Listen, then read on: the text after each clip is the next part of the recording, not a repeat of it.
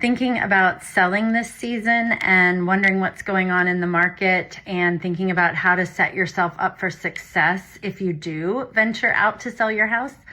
Well, I am here to give you a few tips, and some of them seem obvious, but some are things that I really want to point out, such as the first thing you need to do is align yourself with a really good agent.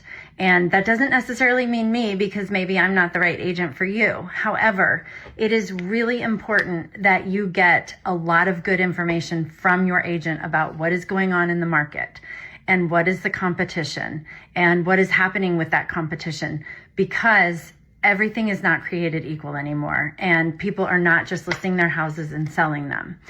So that would be number one. Number two would be repair anything that you can that you know is wrong with your house. And also make some cosmetic updates. It is really important. People are not buying anything anymore.